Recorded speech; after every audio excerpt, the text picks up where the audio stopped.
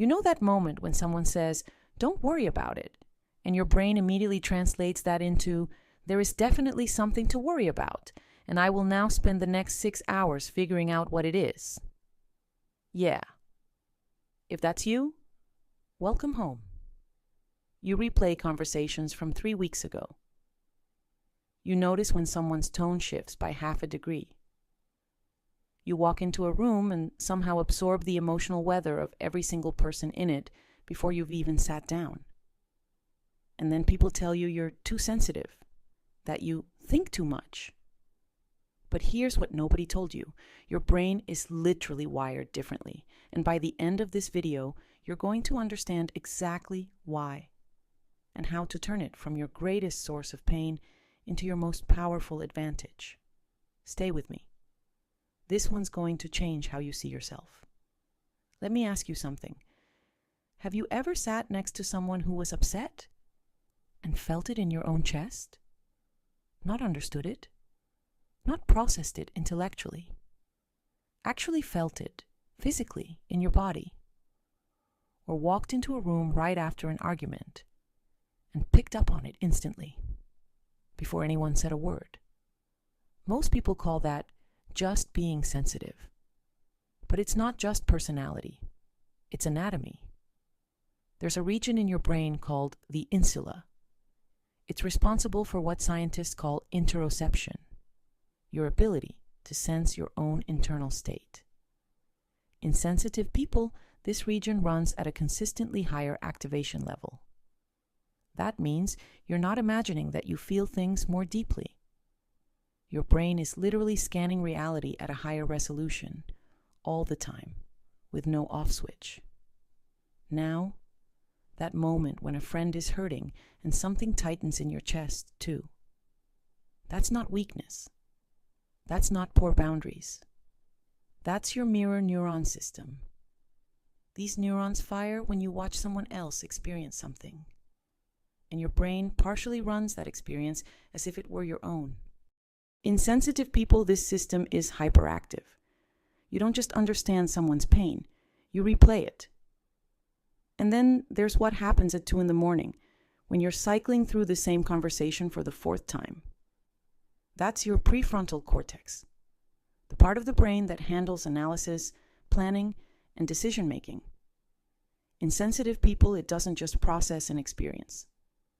It processes it, then reprocesses it, cross-references it with something that happened 3 years ago, projects it onto what might happen tomorrow, and then runs the loop again because it's still not sure. That's not a malfunction. That's an ultra-precision processor doing exactly what it was built to do. In 1997, psychologist Dr. Elaine Aron gave this an official name, sensory processing sensitivity. It shows up in roughly 15 to 20% of people. Not a disorder, not anxiety, a fundamentally different way of processing the world. You're not overthinking. Your brain is just operating at a depth most people never reach. So let's map out what actually happens when a sensitive person starts overthinking. Because once you see the pattern, you can interrupt it. Stage 1, the trigger. It's almost never something big. It's a micro moment. A friend replied with okay instead of okay. A coworker didn't make eye contact in the hallway. Someone's laugh felt slightly forced. Most people wouldn't even register these moments. Your brain flags them instantly. Stage 2, the search. Your brain asks, what does this mean? And because you have a deep emotional memory bank, it starts scanning. It pulls up the time in 2019 when someone gave you that same tone right before they disappeared from your life. It pulls up the article you read about passive-aggressive communication. It pulls up a half-remembered conversation from childhood that felt similar. Your brain is not being irrational. It's being thorough. Stage 3, the simulation. Now your brain starts running scenarios. If this means they're upset, then maybe I should say something. But if I say something and they weren't upset, now I look insecure. But if I don't say something and they were upset, the distance grows. You're not spiraling. You're running a predictive model with incomplete data. The problem is, your brain doesn't know when to stop computing. Stage 4, the emotional bleed. This is where it gets painful. Because you've now spent real emotional energy on a hypothetical situation, your body starts responding as if the worst-case scenario is already happening. Cortisol rises, your chest tightens. You feel drained.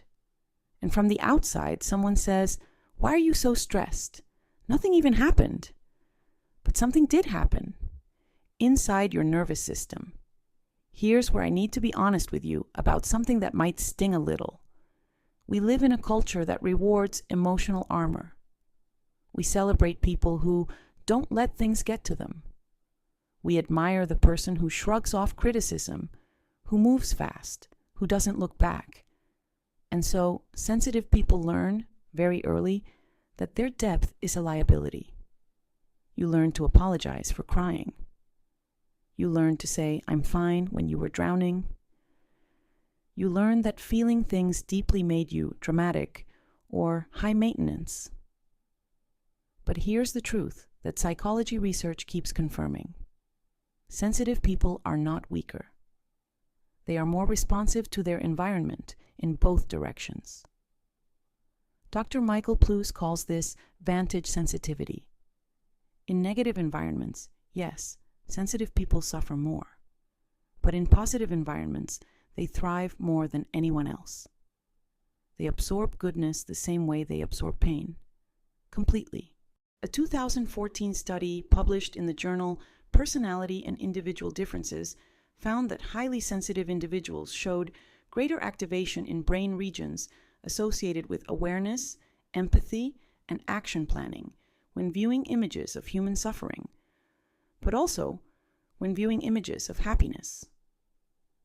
The depth cuts both ways. So, when someone tells you you're too much, what they're really saying is, "I don't have the capacity to meet you where you are." That's not your flaw. That's an incompatibility. Now let's get practical. There are 5 specific triggers that send sensitive people into overthinking spirals, and most people never identify them consciously. Trigger 1, ambiguity. Sensitive brains crave clarity. When communication is vague, when someone says, "We should talk later," without context, your brain treats it as an open loop. And open loops demand closure. Your mind will generate dozens of possible meanings just to try to close that gap. Trigger 2, perceive shifts in connection. You are finely tuned to relational distance. If someone who usually texts you every morning skips a day, you feel it. Not because you're needy, because your brain tracks relational patterns with extraordinary precision. A disruption in the pattern triggers a threat response. Trigger 3, sensory overload masquerading as emotion. Sometimes what feels like anxiety is actually overstimulation. A loud restaurant, a cluttered room, too many tabs open, literally and metaphorically. Your nervous system hits capacity, and your brain interprets that overload as emotional distress, which then triggers analytical overthinking to solve a problem that isn't emotional at all. Trigger 4, other people's unexpressed emotions. You walk into a room and feel tension that nobody is acknowledging. Your brain picks up on micro expressions, vocal tone shifts, body language changes that others miss entirely. But because nobody is naming the tension, your brain starts working overtime to decode it. You become an unpaid emotional detective. Trigger 5, the gap between your inner world and your outer expression. You feel things at a 10, you express them at a 4. That gap creates internal pressure. The thoughts that don't get spoken become the thoughts that loop. Overthinking is often the mind's attempt to process what the mouth hasn't been allowed to say. So, how do you work with this brain instead of against it? Strategy 1. Name the loop in real time. The moment you catch yourself spiraling, say, out loud if possible, I'm in a processing loop. This engages your prefrontal cortex in a different way. It shifts you from being inside the thought to observing the thought.